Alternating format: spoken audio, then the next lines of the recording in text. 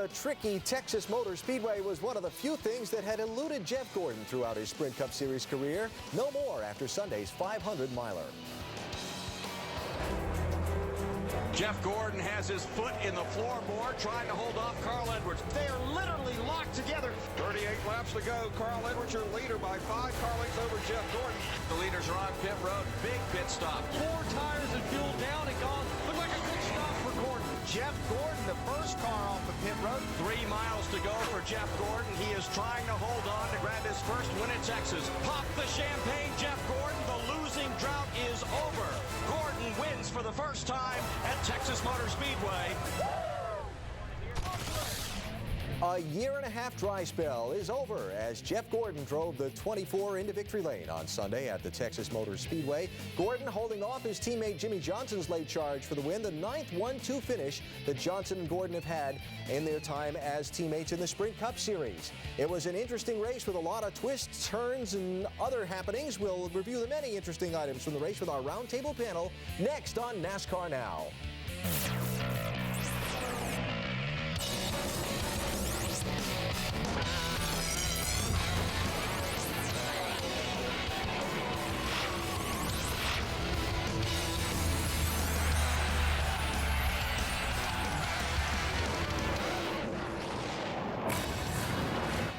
From the Home Depot Garage Studio, welcome to the Monday Roundtable edition of NASCAR Now. It was a windy and wild weekend in Texas, but we are here with our somewhat delayed but great for West Coasters edition of the program to break down all the interesting items from Texas and ask that ever-present question, why? We welcome to the program Ray Evernham, Johnny Benson, and Brad Daugherty, who is either very happy or very sad right now. We taped the program at our normal airtime around 5 o'clock Eastern time before your Tar Heels went to go at it. This is true. You're either very happy or very sad. I'm hoping I'm very happy. Yeah. I feel very happy right now. Yeah, there you go. He's got his Tar Heel blue shirt on as well. All right, let's dig into what happened on Sunday at Texas Motor Speedway. Jeff Gordon started second, looking to end a long winless spell at a track that's been pretty unkind to him at times. Lap 1 takes the lead from David Ruderman, then starts to fall back with a race car that's a little bit tricky.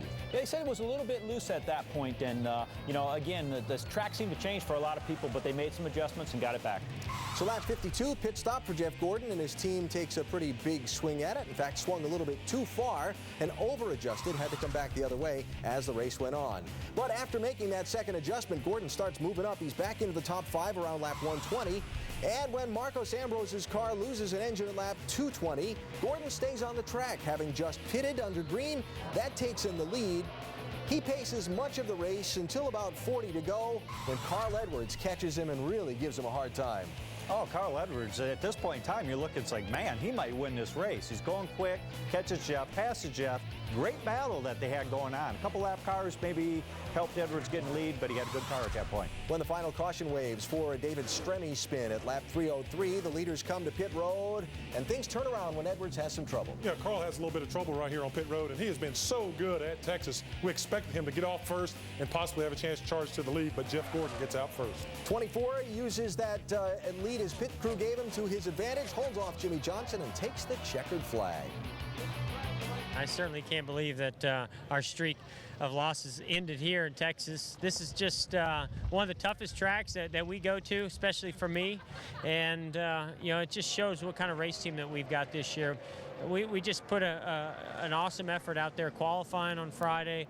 Yesterday we struggled in practice, but today, you know, we had moments today where we struggled, but the team never wavered. They had awesome pit stops, tuned that car up, that Chevy, and man, we got it right. And right when it counted, right there at the end, the car was just incredible. I got a little bit tight on that run there at the end, and Jimmy was catching me, but I was really glad to see the white and then the checkered. You know, people don't realize in this sport is when you're not running well, it's not a magic spring, it's not a shock, it's not the driver, it's not the crew chief, it's a combination of them all. And the only way we were ever going to get better was to fix everything. And everyone left their egos at the door at the end of Homestead. We all got the whole winter. We got to decide how bad you really wanted it. Some decided they wanted it, some didn't, and everyone that shows up to this track on Friday morning, everybody back in the shop that builds these cars, they want to win races. And, 1-2 finish in that 248 shop today, it shows they really want to win. I got to tell you, Steve Letarte won this race between the work that the pit crew has been doing and him and the engineers and just believing in me. I mean, he made some incredible adjustments that really brought the car to life.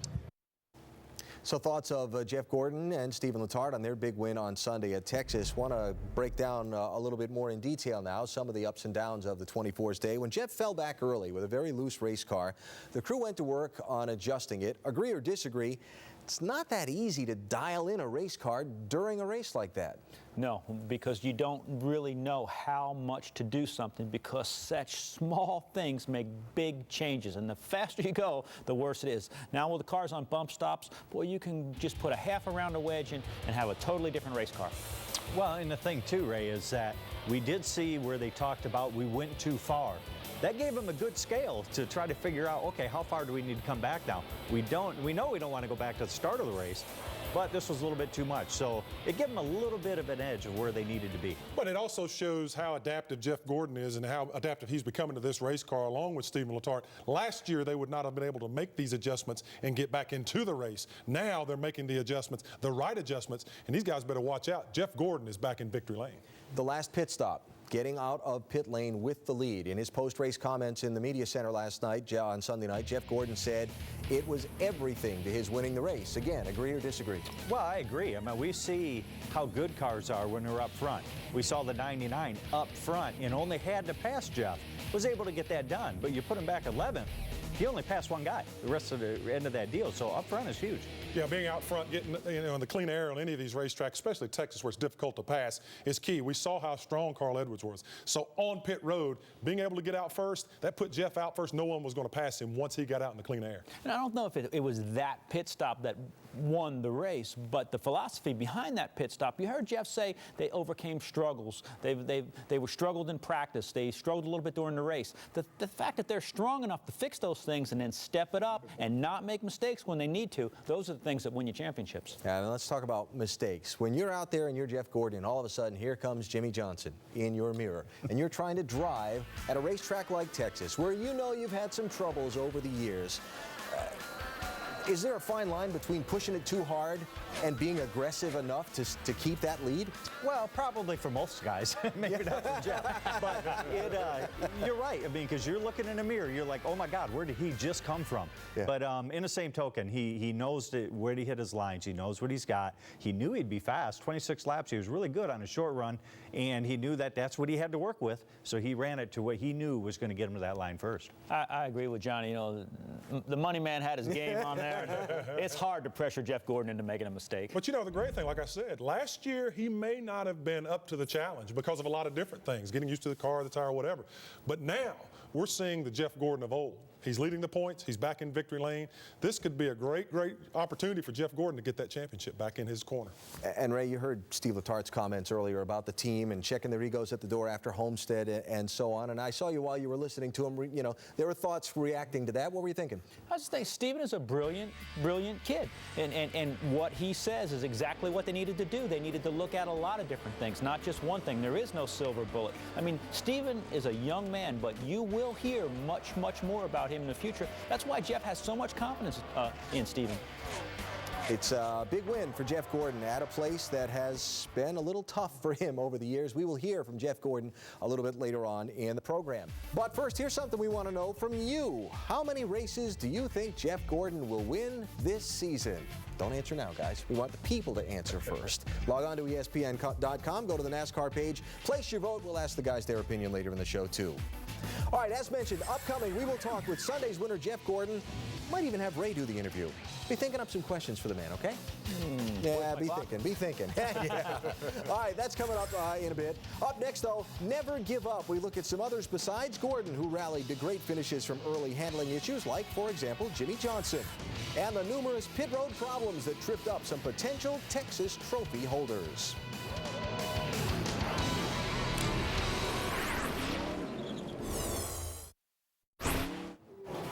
So many had problems on pit road Sunday at Texas. On a lap 156 stop, pole sitter David Ruderman pits outside the box. That's a one-lap penalty. That's not too good. Team talking about it afterwards. It set Ruderman back a good chunk. Lap 221, Dale Jr. leaves pit road with a missing lug nut and has to come back in. And then when he comes back in, had a little drive-by.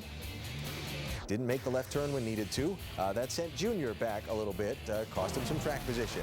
Lap 252, Matt Kenseth, running so well, comes down pit road second, missing lug nut. By the time they go back and put it back on the right rear, Matt's going to be 15th on the restart. Carl Edwards has trouble twice. Lap 208 on a green flag pit stop. He falls all the way back to 9th spot when they had some trouble on that stop. And then later on the last pit stop of the race, the money stop, he came in leading, but he went out 11th after they had some troubles there. There were a lot of less than happy people about all this afterwards. We just got messed up on pit road there. 77 was coming out of his stall. I mean, he didn't do anything wrong. We just timed it wrong, and we slid out of the box a little bit, and had to push it back and lost a ton of track position there. And then they started changing the tire, and that cost us a lap. So battle back, got a lap back, and got as far as 11th. So all in all, really disappointed. But if this would have been a year ago, we couldn't even have even dreamt of that. So I'm happy with my guys. They did a great job on pit road. I had a great air and stream machine all day. Everybody at Michael Walker Racing's done a great job. Just kind of bummed out. Felt like we had a much better car. And we did have a much better car the more we finished. We were already last in line on a lead lap, and we come down pit road, and all the lap cars were in their stalls, and I just didn't want to get T-boned by one of the guys coming out, and I didn't get into my stall, so we just went around, came back in the next time when pit road was empty. The bottom line is every time we come on pit road, we lose. They had one good pit stop today. That's what put us in a position to get the lead, but we just had a terrible set of circumstances that put us in this position because of our pit crew guys getting, a couple guys injured. Everybody's trying their hardest, but boy, it's so frustrating, tough to lose one like that. A lot of people talk about gaining free spots on pit road. When your crew makes a good stop, well, you can give away a lot on pit road when there's a bad stop as well. Look at positions lost on some of those stops. 10 for Edwards on the money stop, 13 for Kenseth, 9 for Biffle, 22 for Ruderman. Ouch when you have a miscue on pit road. Why all the troubles on pit road? Is it just me? Does it just seem like there are more problems? Are we just seeing more and it's really the same as it's always been in the past? Or are we, in fact, seeing a lot more trouble on pit road for real? I think it's because the competition each year gets closer and closer and closer, and we start to focus more on pit road. It's just like for the casual sport fan, just like playing basketball. Going to pit road is like going to the free throw line. It's a great opportunity to get free points. You can make up free spots, but if you miss those shots, they often come back to haunt you, and that's exactly what happens. When you make a mistake on pit road, it is almost impossible to overcome throughout the day, and we're noticing it more. The out-of-the-box thing with Ruderman. Do you ever add that drill to your pit practices, and is there something that teams normally do to keep an eye on that official? Well, we absolutely practiced it if you had to drop him back the car up. The thing that's difficult, the driver doesn't really get a chance to practice on the tires. The pit road speeds are different, and the tires that you run on are a little bit different. So you can easily slide through if you're just a little bit off. But somebody's got to be watching that official. The right front guy has got to be watching. Somebody's got to be watching on that radio to say back that car up, because going to the tail end of the longest line versus losing a lap is a much different penalty. Yeah. It is. That's a tough deal. Now, the only thing that you can do as a driver, you have to correct those problems. Don't put the crew chief and other people in that situation to where you have to back up. The driver has got to stop in his spot. No matter what happens around you, you have to be aware of what's going on. You got to be looking at your sign, know where you're located, know not to slide the tires, and put those guys in their positions because it's hard to get back. These are the greatest race car drivers in the world, so it's their responsibility to get that car inside the box and to get it pointed in the appropriate direction. That's why they are the best in the world. I don't want to seem like I'm piling on, but Dale Earnhardt Jr.'s team did have another problem on pit road this week that cost them track position. The problem with the lug nut kind of forced them into that taking two tires thing later and forced their hand. Reaction to that? Well, I understand what Junior said there. Hey, if you're already going to the tail end of the longest line coming in, no sense in putting your car in in danger of getting damaged on pit road with lap cars. But, you know, I want to throw a shout out to DJ Kopp. I called him today and said, hey, why so many problems on pit road? Yep. And DJ, as you know, changes tires for a guy we know.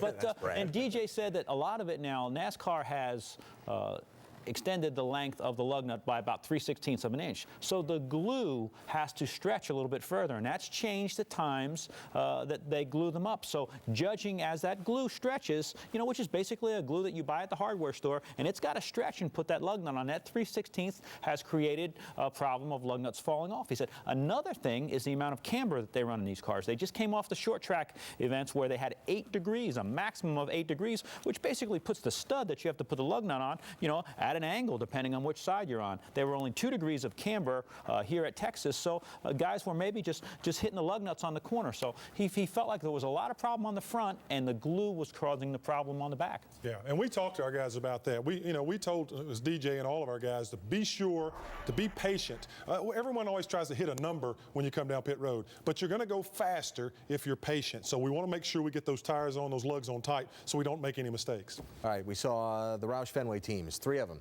have troubles on pit road that cost them a lot of positions. If you're driver, crew chief, owner at Roush Racing on Monday or Tuesday, I'm calling it sick Tuesday. how are you addressing it today? Well, as a driver, my guy to go to, at least in our situation, is the crew chief. You know, when I make mistakes on the track, they don't really come to me too much. But when you're having that kind of problem like the 99 had, it's got to be addressed. So you go to the crew chief, in my case, say, all right, what do we need to do? Help, help, help. And it is the crew chief's responsibility. But nowadays, a lot of teams, because they've gotten so big with these 3- and 4-car teams, have pit crew coordinators. The pit crew sometimes is not all in the crew chief's control now. Now, he has to go to a pit crew coordinator and find out what the problem is. But if I'm a crew chief, my driver comes to me, I'm going straight to the owner and say, hey, what are we going to do to get this fixed? And you can bet, I wasn't kidding. If I'm on the pit crew, I'm calling sick tomorrow. Trying to say those Tuesday competition meetings won't be all that fun, huh? Not just Jeff Gordon, but Jimmy Johnson and Matt Kenseth showed something on Sunday that I wanted to just take a minute and talk about. The value of never give up in a long race. Remember, Johnson really struggled early. He was running 17th at lap 80. They made adjustments, kept working at it in each segment of the race. At lap 158, after this spin, they made 3 separate pit stops on this caution to work on the car. Kept getting it better, then the final adjustment really did the trick. Here, this is Jimmy getting by Tony Stewart for second with 24 to go. He made that run at Gordon in the closing laps. Nice staying with it to finish second. We just had to fight and fight for this one. Try to get the car right, plus track position. Track position helps a lot. We had good stops. We've got the car where I can drive it and pass people, and as soon as we got towards the front, the car took off. We have the speed in the cars, and it's just about us as a team gelling and hitting our stride and doing the right things, and we're really getting close to having perfect races. Matt Kenseth, we talked about him having some troubles on pit road. He led a lot of laps in the first 100, then started to slide back after that. They made adjustments. He moved forward again, running second when he had the pit problem at lap 252, fell back to 15th. Then in the final laps, kept at it, raced his way back up to 5th at the finish. You talk about having your day full of ups and downs, but that's staying with it. That is really staying with it. But that's a combination there. Driver and crew chief got confidence in each other. So Matt Kenseth comes back for a top 5 after being as far back as 15th. You can't really do much about it. We just got positioned in the back, and it was extremely tough to pass. And we just got stuck back there racing some of them guys. And the last stop, we had a good stop. Guys redeemed themselves good and picked me up 3 or 4 spots. I think got us up to 6th, and we were able to move our way to 5th. That's about the best I could do. We've just been pathetic since California. I think our average finish was 27. So come here and get a top 5 and get a little momentum going feels good. That's what we need to do. We're all over the NASCAR Nationwide Series race this weekend in Nashville. That final practice show on Friday, kind of an interactive thing. Going to be done from the Tech Garage and your emails and that kind of thing. Qualifying Saturday, and then the race presented by Shell. Note that's on ESPN at 3 Eastern on Saturday. Let's talk about a couple other noteworthy performances from Texas. Tony Stewart, 7 races into the owner-driver thing, looking good. Tony Stewart has done an incredible job. The massive undertaking of putting a team together and performing as well. He is to be patted on the back because he is doing a yeoman's job. Pit crew got him off second on the money stop, the final stop. He lost a couple spots in the final run of the race, but still, for Stewart to be running as well as he's running in this opening part of the season, that's pretty good stuff. Yeah, I mean, a driver always wants to win, and the owner always wants to win. But still, we had a good car today. I mean, we were really fast from about the 25-30 lap mark on to the end of a run, and we'd run those guys down right at the end when it was time to come in and pit. We just couldn't get it to take off like we wanted and be good at the beginning of a run. But at the end, we were the fastest car out there. Makes you feel good when the 2 guys ahead of you are semi-teammates of yours. So you know, it makes you feel really good. I mean, we had a great car today, and I feel like that, you know, we're logging data for the first time at a lot of these places. So, you know, to be as good as we were all day, I was pretty proud of Darren Grubb and all the guys. Somebody else I thought did a really nice job at Texas was David Reagan. Ran in the top 10 a lot all day, Brad. Spent a good bit of time inside the top 5, even led a lap during green flag stops. Yeah, David had a really strong race car early, and I'll tell you, I'm expecting him to get to victory circle this year. David had an outstanding year last year, and he has been really strong early, but things kind of went sideways for him. Yeah, 41 to go. The power plant went boom. Reagan finished 37th. Now Kyle Busch. It's not just a job, it's an adventure. Wasn't that the old commercial tag? Started 8th, had a problem on pit road. A hung lug nut dropped him back. Then he had a little run-in with John Andretti that was a little sketchy. They got together a little bit, bumped fenders, and went on down the way. He ended up having a cut tire and kind of put a damper on his day. We expected to see Kyle up around the front, but he just never could get there. The cut to the left rear dropped Kyle almost 2 laps down. He got a break when a speeding penalty was able to be served under a caution after the Elliott Sadler spin. But the end result, Kyle never could get back on the lead lap, wound up finishing the first car 1 lap down in 18th place.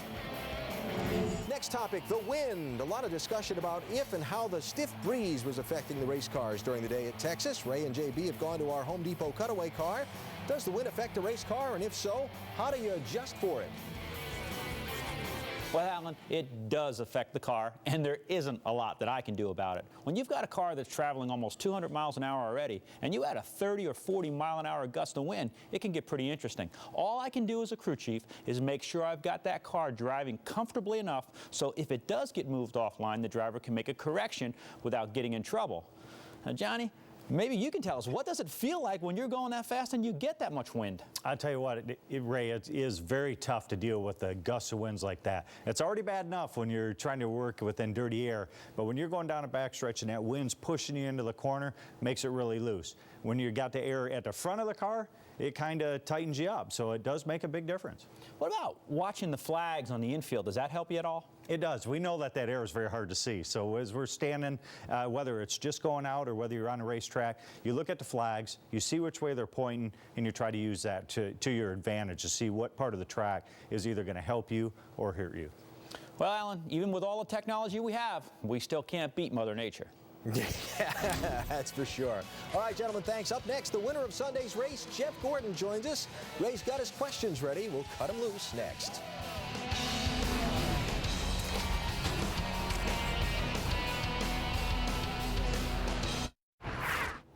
Everything's big in Texas, and it was a big day Sunday for Jeff Gordon at Texas Motor Speedway. His 82nd career win, leaving him 1 shy of Cale Yarborough for 5th on the all-time list.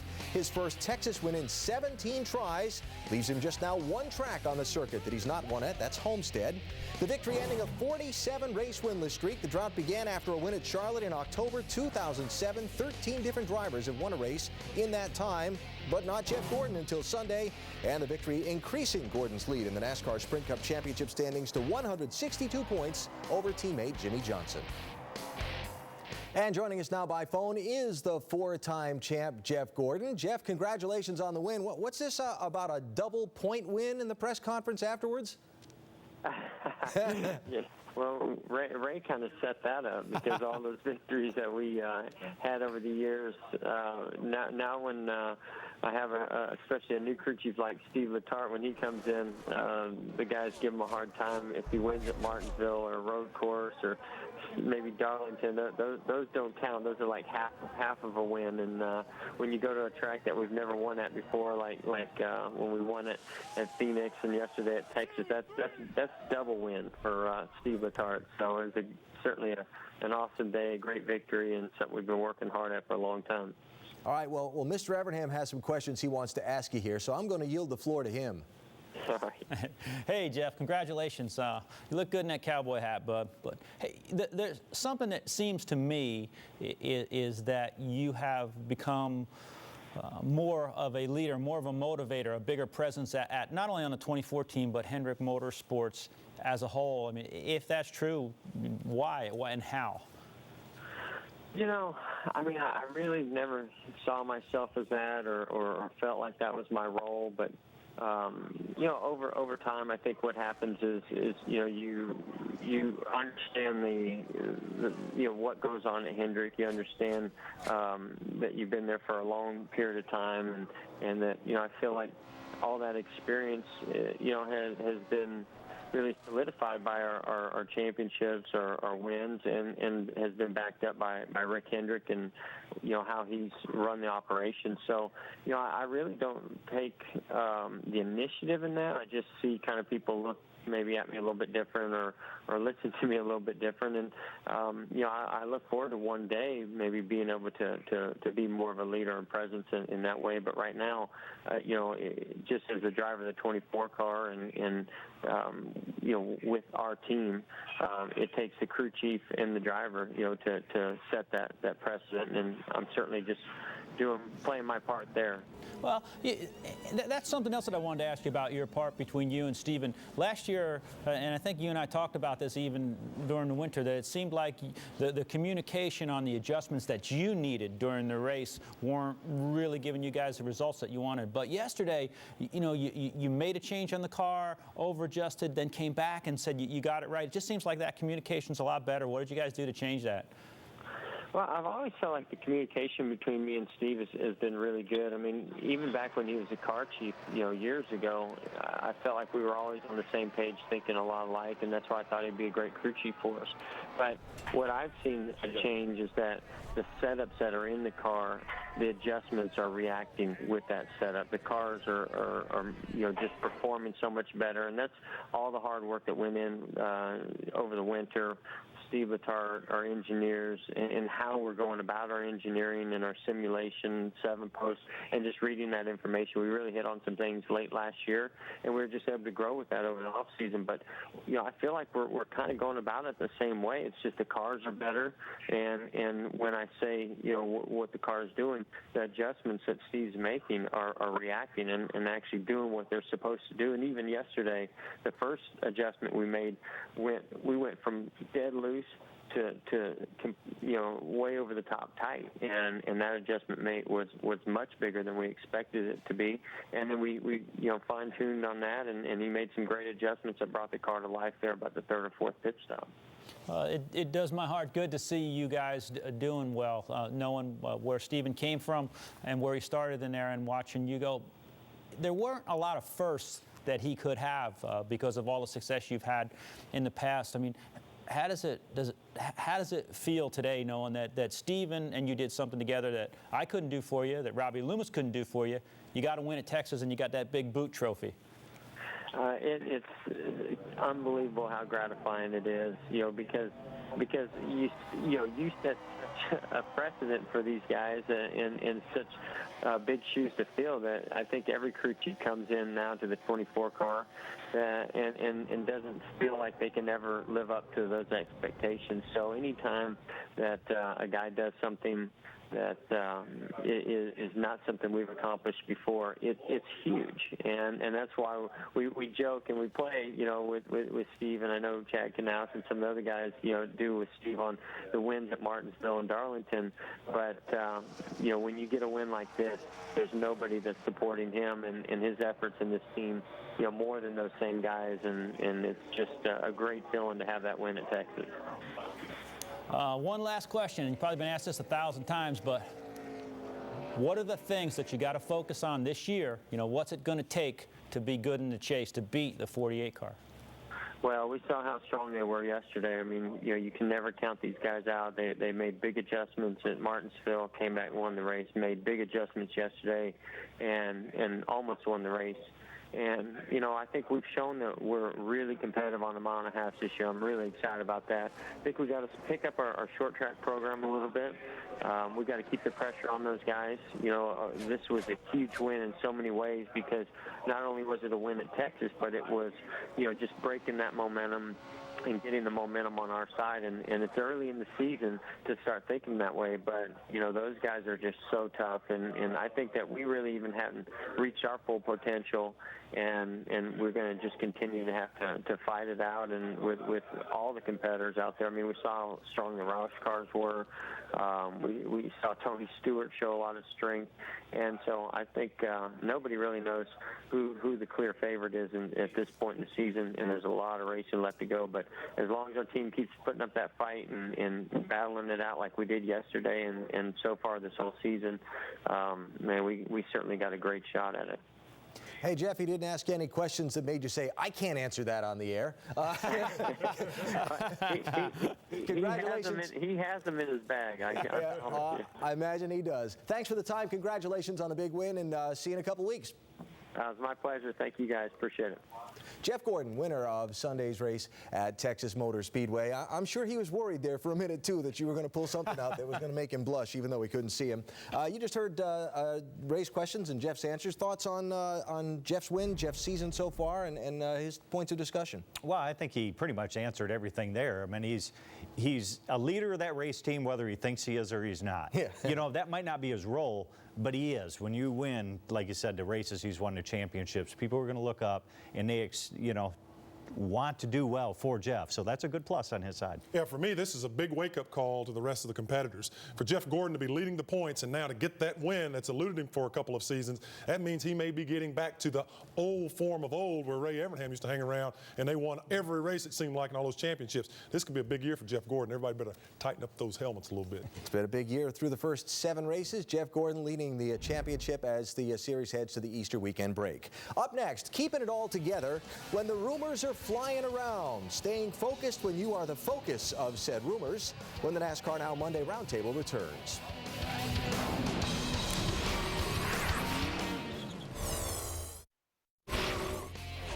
Now on ESPN.com, Terry Blunt writes, worry no more, Jeff Gordon fans. The 4-time champ proved he still has plenty of fuel in the competitive tank by ending a 47-race skid this weekend.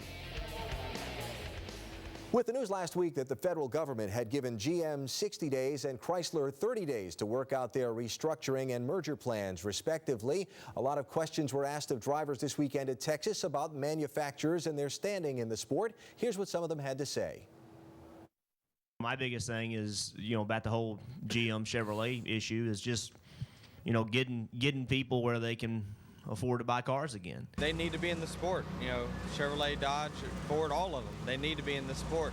And this is an American sport, and you got to have American cars in it. They're going to figure it out. You know, this country can't survive without the auto industry. You know, it's like I've said before. If they go under, you know, we're walking. Thoughts of some of the drivers. Ray, you headed Dodge's return into NASCAR Sprint Cup racing. You also worked with Chevrolet for many years. Brad, you own a team that is involved with Toyota in the Sprint Cup level, and you're a Ford dealer as well. Johnny, you have a very good relationship, a very close relationship with Toyota. As you deal with manufacturers, how much impact are these goings-on right now with the manufacturers having on racing right now? Well, I think it's will slow the advancement of things like safety and technology. That's where the manufacturers were really strong. I know they pump a lot of money in the sport, and if you're going to sell cars, you got to sell cars to NASCAR because it's still the best advertising vehicle going. But, you know, I think that the extra money for technology and development is where the teams are going to suffer. Yeah, he's right. And right now, the sport is right in the bullseye as far as the domestic manufacturers are concerned, simply because of the cost. Every major corporation, whether it be a domestic car dealer or any other type of entity, is looking at cutting costs. It's very expensive to participate in NASCAR. It's a capitally intensive sport. Even though the marketing value that the manufacturers get for being involved with NASCAR is huge, right now there are cost-cutting efforts going on that are making it very, very difficult. John, as you deal with the manufacturer that you race with, they have a message, obviously, that the PR functions and so on. What's the message that they want passed on to race fans from them? Well, I think they just still want to tell everybody they still make great cars. They still want people to buy these cars. People will continue to buy that. Bottom line is, this is a great place to advertise. They're still going to do that.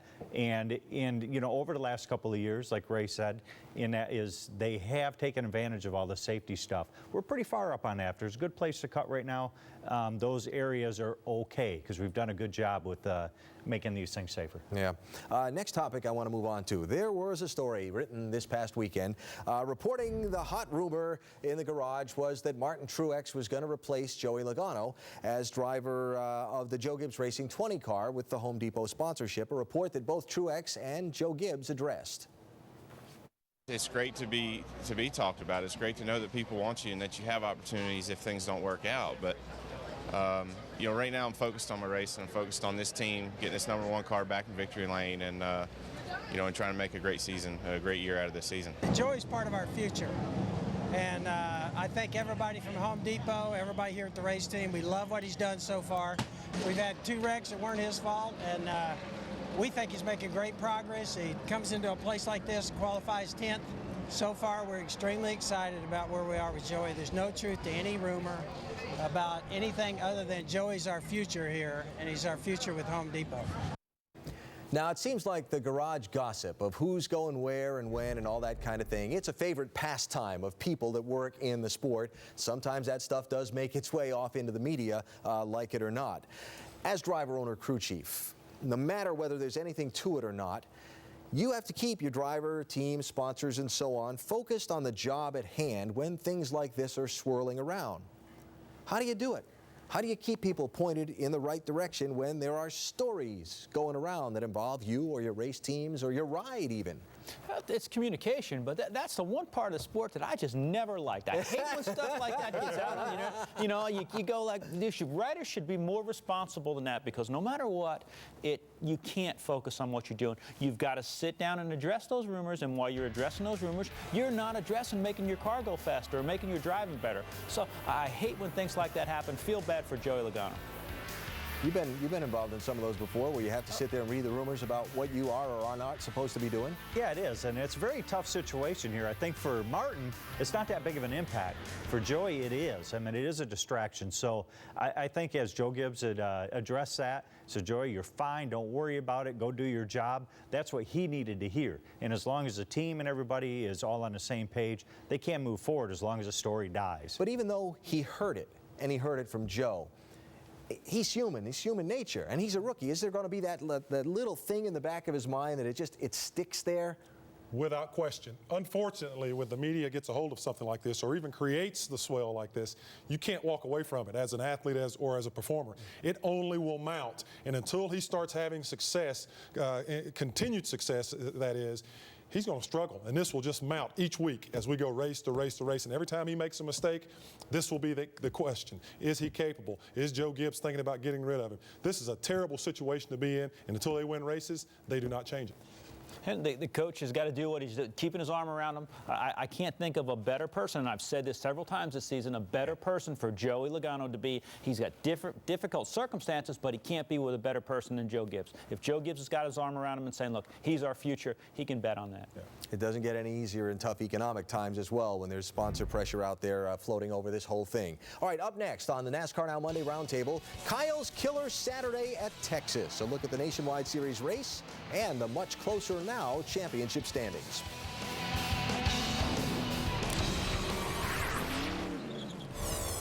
Let's have a look at Saturday's NASCAR Nationwide Series 300-miler in Texas. Kyle Busch started on the pole. He'd lead 178 of the 200 laps.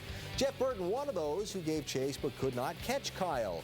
40 to go. Caution for this Brendan Gaughan spin off turn 4 brings everybody to pit road, and Burton's team has some trouble. Remember that lug nut thing we were talking about? Yeah, the lug nut issue there, and that really put him back. He had a great race car on Saturday, really strong. Cost him 5 spots. He finished 8th. We get toward the closing laps. Brad Keselowski in that 88 car has chased Kyle Busch down Then the caution comes out when John West Townley gets into the wall, and the restart with 7 to go. Brad had a little trouble. Brad, he sure did. He gets stuck down low. Go ahead, Johnny. What did you see? Well, I mean, it is. When you're sitting there trying to go, I got a shot, and you spin the wheels, and somebody gets underneath you, it makes it tough. Of course, we see Carl Edwards and Joey Logano get together there. I don't believe he was quite there. He had a little mishap. And that put Carl into the wall. He finished 18th. Meanwhile, Kyle Busch went to the checkers and picked up the victory. And look at the championship standings now. The lead entering the race was 124 between the two.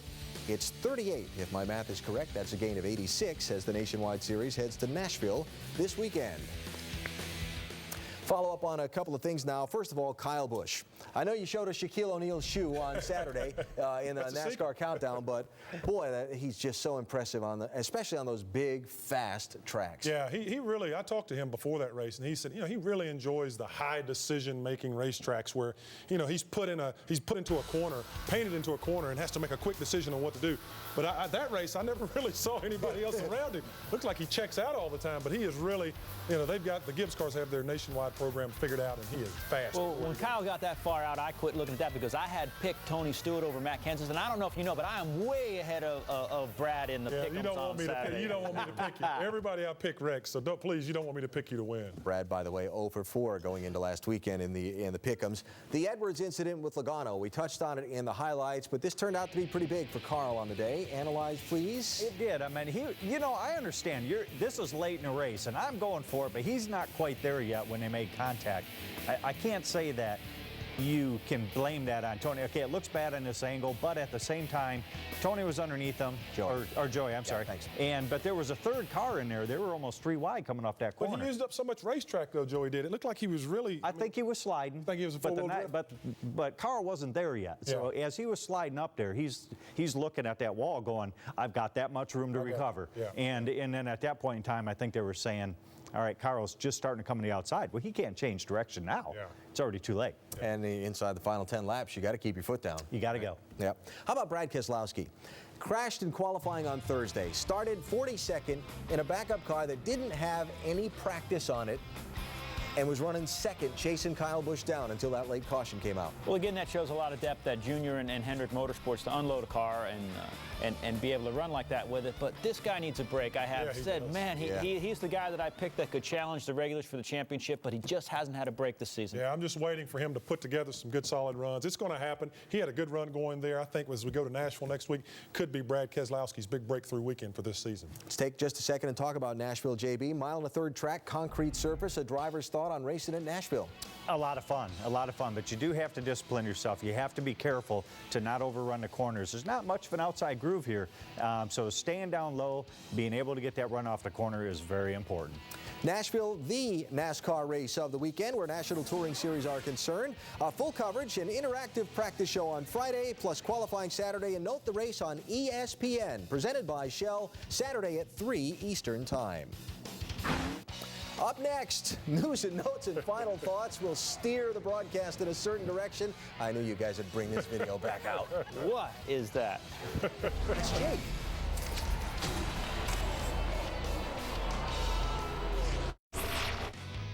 A couple of random bits here. Richard Petty to field a car in this year's Indianapolis 500 for the first time with John Andretti behind the wheel. Announcement was today on Monday. Teddy Christopher won the Wheel and Modified Series season opener at Thompson, Connecticut, his 32nd Tour victory. And Goodyear's going to have a 2-day tire test at New Hampshire starting Tuesday. Jeff Gordon, Kyle Busch, David Reagan, David Stremme, the scheduled drivers. Mike Massaro will be at New Hampshire to report for NASCAR Now's Tuesday program. So after running 500 miles in Texas on Sunday, Carl Edwards jumped down to Houston, where he ended up on WrestleMania with John Cena. Now, I'm not a big wrestling fan, so I can't tell you that I actually saw this or know much about it, other than Carl and Cena were there celebrating together with the belt. And finally, poll results. When we asked you how many races will Jeff Gordon win this season, it looks like 2 to 5 is the number most everyone thinks. What do you think? I'm thinking that 2 to 5. I'm going with the 5. Then. There you go. I'm saying 2 to 3, maybe 4. All right. I think 2 to 5, but I think some of those are going to come in the chase. Ooh. Wow. Well, that's a good time to Yes, it is. to pick up a couple of those. Okay. Final thoughts. So, as this show airs, we don't know whether you're happy or sad. Well, I'm happy. I'm sure we're going. The program done at our normal time with Brad rooting for his Carolina Tar Heels. You got a big weekend coming up. I do. Toyota's having a pro celebrity race out at Long Beach, California, I think on the 17th or 18th, whatever that Saturday is. So I am looking forward to it. Now, you know who won the celebrity race last year? Yes, I know. Jamie Little. And she's good. If she wins, you will not hear the end of it. I promise you. Absolutely. I think Nashville this week, surprise. Watch for Justin Allgaier up front. Oh, yeah. He ran good this week. That's a good pick. Yeah, he's been very solid. All right, so thanks for hanging in with our Final Four edition of the Monday NASCAR Now Roundtable. Tomorrow, Nicole is on Mike Massaro from the New Hampshire Tire Test. You guys are Rhode Island. Well, it's good to see there's some bull on other shows rather than just this one. Nobody has a better line of bull than me. Come on. That's Jake, man. Perfect. Let's go have a steak.